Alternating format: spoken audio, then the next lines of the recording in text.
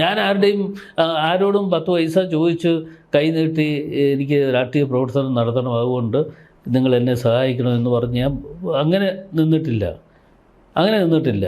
അതിന് ഒരു അവസരം വരാതിരിക്കുക. പിന്നെ രാഷ്ട്രീയ പ്രവർത്തനം എന്ന് പറയുമ്പോൾ ഇന്ന് കൂടുതൽ ചിലവുള്ളതായി മാറിയിരിക്കുന്നു. പണ്ടത്തെ പോലല്ല. ആ ചിലവുള്ളതാകുമ്പോൾ ചിലപ്പോൾ ആരിലുമൊക്കെ സഹായിക്കാൻ വന്നാൽ ആ സഹായങ്ങൾ ഏറ്റുവാങ്ങേണ്ടി വരും. അതൊക്കെ വരും. താങ്കൾ അന്ന് പറഞ്ഞ അതേ ആർജവത്തോടു കൂടി ഇന്നും പറയുന്നു താങ്കൾ, ഞാനൊരു ബാർ നടത്തുന്ന ആളാണെന്ന് പറയുന്നതിൽ താങ്കൾക്ക് ഒരു പ്രശ്നവും ഇല്ല എന്ന് തന്നെയാണല്ലോ അന്ന്? എനിക്ക് ഒരു പ്രശ്നവുമില്ല. എന്ത് പ്രശ്നം? നിങ്ങളെല്ലാം പറഞ്ഞെന്നെ പ്രശ്നം ഉണ്ടാക്കാതിരുന്നാൽ മതി. പക്ഷേ ഇപ്പോൾ ഇതൊന്നും നടത്തുന്നത് ഞാനുമല്ല, അതുകൂടെ പറയും. എല്ലാ പിള്ളേർ അവരവരുടെ കാര്യം. കുട്ടികളായെന്നല്ല, അവരൊക്കെ മുതിർന്നവരായി. ഒരു ബാർ മുതലാളിയാണെന്നുള്ളത് താങ്കളുടെ പൊളിറ്റിക്കൽ കരിയറിന് ഒരു തടസ്സമായിട്ട് എപ്പോഴും? ഒരിക്കലും ഇല്ല. ഇതിപ്പോൾ അങ്ങനെ ഞാൻ ഓരോരുത്തരെ കുറിച്ചൊന്നും പറയുന്നില്ല. ഏതായാലും ഒരു കാര്യം ഞാൻ പറയാം. ഞാൻ എൻ്റെ രാഷ്ട്രീയ ജീവിതം KSU മുതൽ തുടങ്ങിയെന്ന് അന്ന് ഞങ്ങൾക്ക് ഇതൊക്കെ ഉണ്ട്. പിന്നെ എൻ്റെ അച്ഛൻ്റെ സമയത്ത് ഉണ്ടാക്കിയ ഒരു കാര്യം ഞാനത് വിറ്റഴിച്ച് അയക്കാൻ ഞാൻ പോയിട്ടില്ല. ഞാനത് എങ്ങനെയെങ്കിലും നടത്തിക്കൊണ്ട് പോകാൻ. അതല്ലാതെ കൊണ്ട് അതിനകത്ത് ബാറുണ്ട് എന്നുള്ളത് കൊണ്ട് കഴിച്ചിട്ട് റോഡിൽ കിടക്കുക, അങ്ങനെ റോഡിൽ കിടന്ന ചരിത്രം ഒരുപാട് പേരുടെ ഉണ്ടല്ലോ. ഞാൻ അതൊന്നും പറയുന്നില്ല. പക്ഷെ ആ ചരിത്രമൊന്നും എന്നെ സംബന്ധിച്ചിടത്തോളം ഇല്ല. ഞങ്ങളാരും റോഡിൽ കിടന്നിട്ടുമില്ല. പക്ഷെ കേരളത്തിൻ്റെ ഒരു പൊതു സൈക്കിൾ ഈ മദ്യം കുടിക്കുക, ഈ ബാർ നടത്തുക എന്നൊക്കെ പറയുന്നത് വളരെ എന്തോ വലിയ തെറ്റായിട്ടൊരു ധാരണയുണ്ട്. ഇപ്പോൾ ഈ ധാരണയൊക്കെ പറയുന്ന ആളുകൾക്ക് എന്തുകൊണ്ട് ഇവിടെ ഇപ്പോൾ ബാർ ലൈസൻസ് എത്രയോ എണ്ണം കൊടുത്തിട്ടുണ്ട്. നേരത്തെ മദ്യത്തിനെതിരെയൊക്കെ ഒരുപാട് ആളുകൾ വലിയ പ്രഖ്യാപനവും സമരവും ഒക്കെ നടത്താനും ഒക്കെ എല്ലാത്തിനും മുമ്പിലുണ്ടായിരുന്നു. ഇപ്പം എന്താ വേണ്ടാത്തത്? ഇപ്പം ഉണ്ടായിരിക്കുന്നത് ബ്രൂവറി വിഷയത്തിലപ്പം UDFൻ്റെ നിലപാട് ശരിയായ നിലപാടാണ്? ഇല്ല, അത്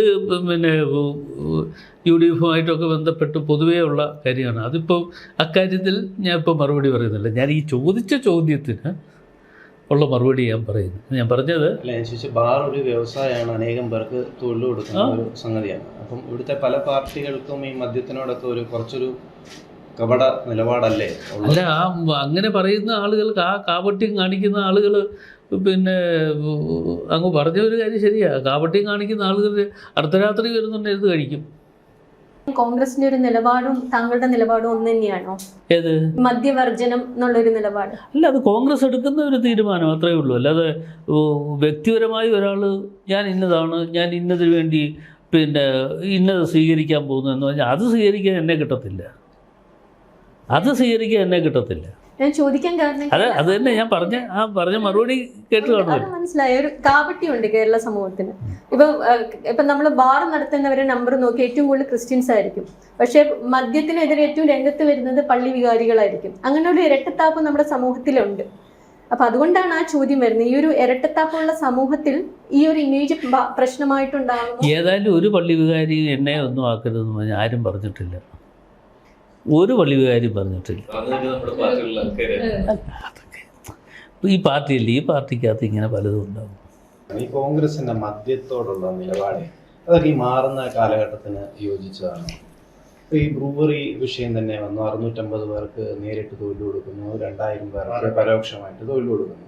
ഇവിടെ ഉള്ള 10 ഡിസ്റ്റിലറി തുടങ്ങിയത്, അതിൽ 8 എണ്ണം തുടങ്ങിയത് കോൺഗ്രസിന്റെ കാലത്താണ്. 2 ബ്രൂവറി തുടങ്ങിയത് കോൺഗ്രസ് സർക്കാരാണ്. പിന്നെ എന്താണ് ഈ പ്രതിപക്ഷത്തിരിക്കുമ്പോൾ മാത്രം ഇതൊരു വലിയ പ്രശ്നമായിട്ട് വരിക? ഈ ഭരണപക്ഷത്ത് വന്നാൽ ഇപ്പോൾ ഡ്രൈ ഡേ പോലുള്ള സങ്കല്പങ്ങൾ കൊണ്ടുവരിക, ഇതൊക്കെ ഒരു വ്യവസായത്തിനെതിരല്ലേ ഇതൊക്കെ ശരിക്കും? ഇപ്പോൾ എല്ലാം മാറ്റിയില്ലേ? അല്ല, ഡ്രൈ ഡേ 1-ാം തീയതിയൊക്കെ കൊണ്ടുവന്നത് ഇപ്പോൾ തൊഴിലാളികൾക്ക് ഒരു തൊഴിൽ നിഷേധം കൂടെ സംഭവിക്കുന്ന ഒരു കാര്യമല്ല. അപ്പോൾ ഇതൊക്കെ ഈ കാലഘട്ടത്തിന് യോജിച്ചതാണോ എനിക്ക് തോന്നുന്നുണ്ടോ? അല്ല, പല കാര്യങ്ങളും കാലഘട്ടത്തിന് യോജിക്കാത്ത പല കാര്യങ്ങളും വന്നാൽ അക്കാര്യത്തെക്കുറിച്ച് കൂട്ടായി ആലോചിച്ചുകൊണ്ടേ മറുപടി പറയാൻ പറ്റത്തുള്ളൂ. ഒറ്റയ്ക്ക് മറുപടി പറയാൻ പറ്റില്ല. ഈ ബ്രൂവറി വിഷയത്തിലൊക്കെ കൂട്ടായി അങ്ങനെ ഒരു ആലോചന നടത്തിയിട്ടാണോ? ഇല്ല, അതിപ്പോൾ നടത്തിയിട്ടില്ല. ഇപ്പോൾ ഞങ്ങളിപ്പോൾ വന്നതല്ലേ ഉള്ളൂ, വന്ന് കയറി അങ്ങോട്ട് ഇരുന്നേ ഉള്ളൂ. എന്നാലും ഒരു മദ്യ വ്യവസായത്തിൽ നിന്ന് വരുന്ന ആളെന്ന നിലയിൽ ഈ ഡ്രൈ ഡേയെ പറ്റി എന്താ അഭിപ്രായം? മദ്യ വ്യവസായത്തിൽ നിന്ന് വരുന്ന ഒരാളെന്നുള്ള ഇന്നിപ്പോൾ ഞാനല്ല ഇതൊന്നും നടത്തുന്നത്. ഒരു കാര്യം ഞാൻ പറയാം, വ്യവസായം അറിയാമെന്ന് പറഞ്ഞാൽ അറിയോ എന്ന് ചോദിച്ചാൽ എനിക്കറിയാം.